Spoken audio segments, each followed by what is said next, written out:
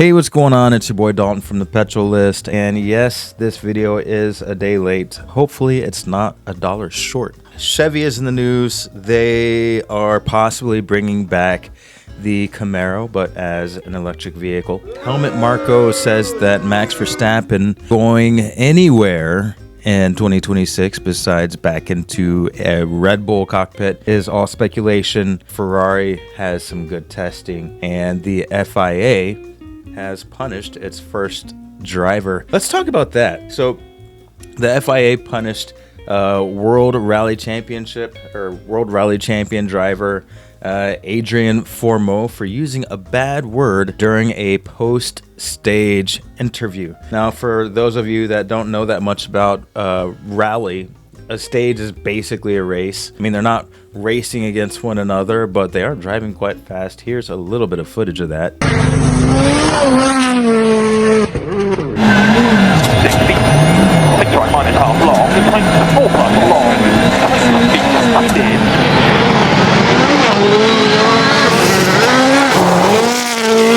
So he gets done with this. He says a cuss word, and of note, he says it in a colloquial nature, more descriptive than insulting. I don't have the footage, and I don't want to play the footage just because I don't know if it'll get hit or not via YouTube. But I'm guessing he said something like the car was effing fast, or perhaps he said the car was effing slow. Maybe the car was effing amazing. Either way, it was a colloquialism. He didn't insult anyone, and he did actually apologize after he said it. But guess what? The stewards said that he is going to get fined anyway. It was a 30,000 euro fan. 20,000 euros of that did get deferred for 12 months. And I guess that means if the stewards feel like it, they can be like, hey, you know what? Papa wants a new Miata. Hand over that other $20,000. You know what I mean? Or sorry, 20,000 euros. I think that's all kind of sus. And it goes directly against the idea of transparency. I mean, they said that they're going to be sanctioning these fines against drivers in order to be, more transparent and clear about what they're doing. That was the whole purpose for the rules. But it just sounds like they're just grabbing money anytime they feel like it. Another driver, Formula E, Dan Ticktum, unleashed a 10 bad word rant, but he was not fined. Was it because it was Formula E? Not according to the FIA. According to the FIA, he was not fined because his 10-word cussing rant, which actually was, I think, at his engineer. So it wasn't colloquial. It was, out of anger. It wasn't descriptive. And it was 10 words. And from what I understand, he didn't apologize. So it was 10 words, not one. And he did not get fined. So it just goes to show you that, yet again, no transparency. And they're just, out here throwing out fines anytime they want, any way they want. And guess what? These fines are reviewable. These penalties are reviewable for up to 2 years. So you could say something, you're going about your business, and then, 18 months later, somebody's like, you know what? That thing that you said, man, it really bugs me. I imagine Ben Sulayem just sitting there stewing and, playing some Forza, trying not to crash his Formula One car into a brick wall.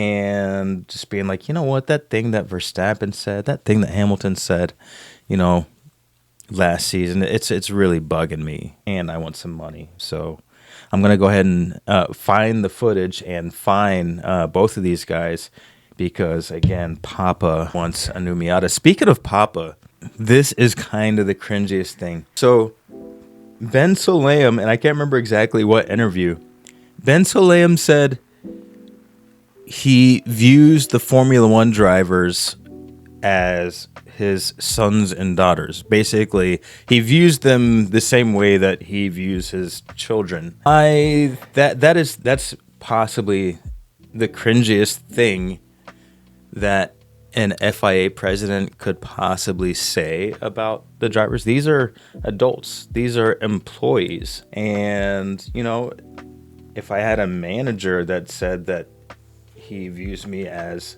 his son or, daughter or child, I would find that a bit cringe, unless there was a really good relationship formed and he was like, yeah, Dalton's like a son to me. Or she was like, yeah, Dalton's like a son to me. If there was a mutual relationship of, respect and care and stuff, I think that'd be great. But you see how the drivers treat Ben Sulayem, and then he says, they're like my children. I don't know about you. I find it weird. Let me know in the comments if you find it cool or acceptable. I find it kind of strange. This just in.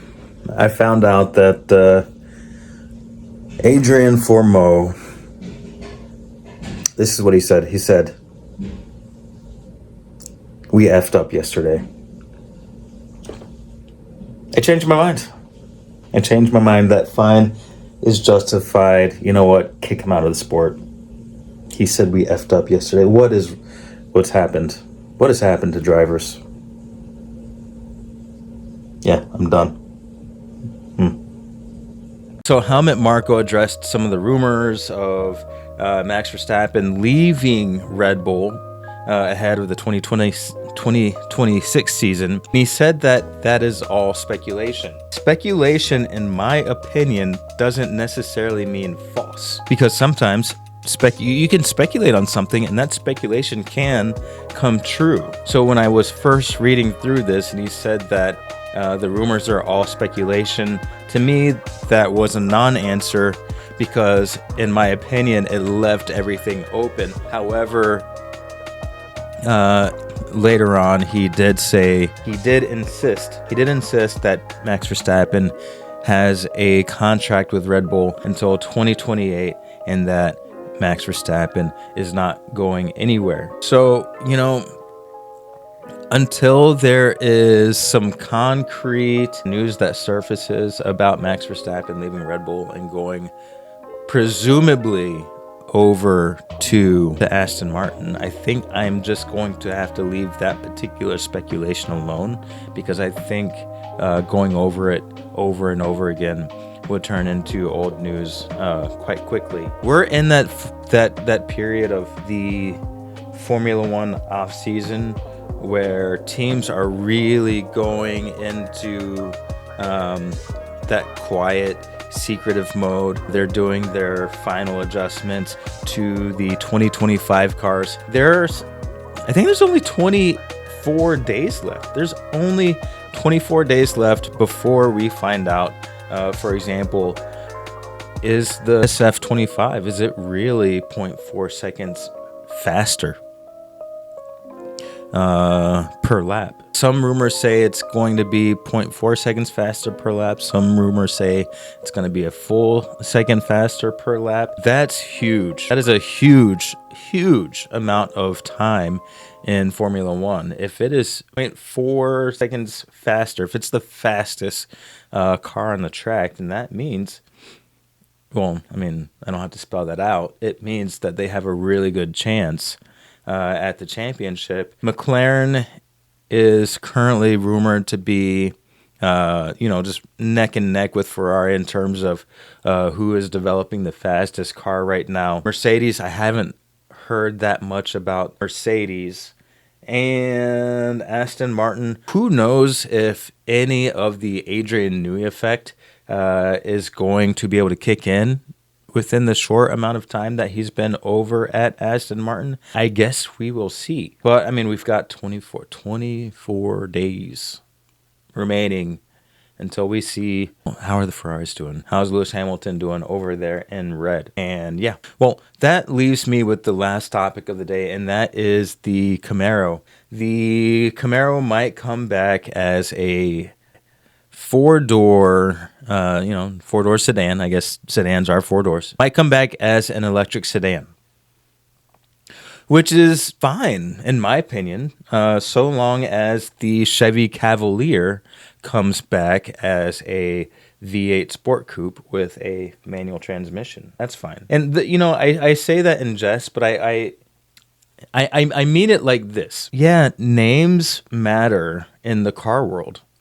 People associate a Mustang with a certain thing. They associate a Camaro with a certain thing.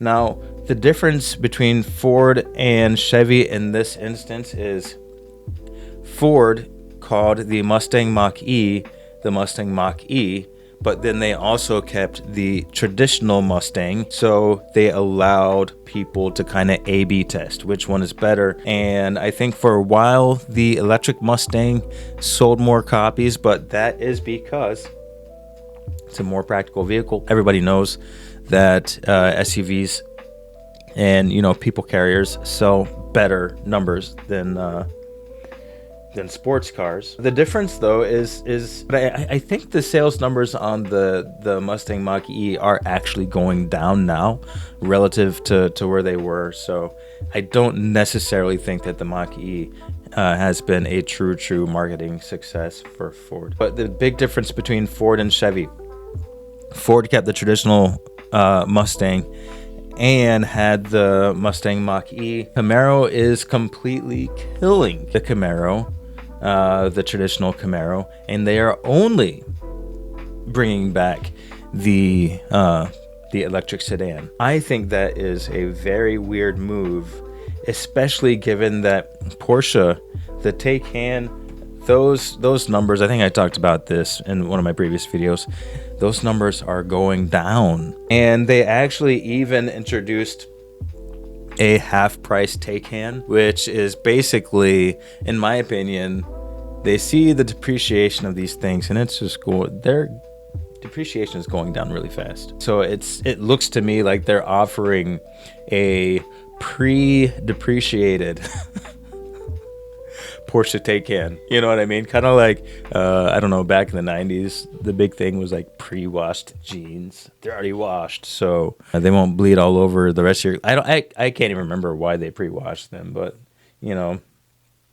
I think the new half-price Taycan is a pre-washed, pre-depreciated car. It is a really interesting time for automotive manufacturers because they're kind of left to make their own bets. They can bet on an all-electric future. They can bet on the fact that automotive enthusiasts haven't really changed that much, and they can make sure that they have gasoline-powered cars. As a matter of fact, the new Lexus, I think that's going to be a... do you remember the LFA? I think they're coming out with the LFR. That one is rumored to be a 4-liter... hybrid assisted V8. At least it's gonna rumble. I will take a hybrid over pure electric, but that is what Lexus is doing. Porsche, they're keeping the manual transmission. So it is very interesting to see what decisions automotive manufacturers are making, and they are going to have to stay with those decisions. I think both Porsche and Ford are losing money and moving back to ICE engines. I covered that in a previous video as well. So I'm gonna keep my eye on this. I want to see what happens. Dodge might be putting a V8 back into the Charger, whichever one it is, and I think that is a good sign. So let's see what Chevy does. We'll see if they really do come back with an electric Camaro. I don't have a problem if they want to make an electric car. Bring back the Cavalier. Bring back the, I don't know, is the Equinox gone? They could use that. I don't know. Who knows? I guess we'll find out. Just like we'll find out how the SF25 is running in about 24 days. All right, well, that's it. This has been my rant. And, I have been Dalton. This has been the Petrol List, and you have been great. I'm out.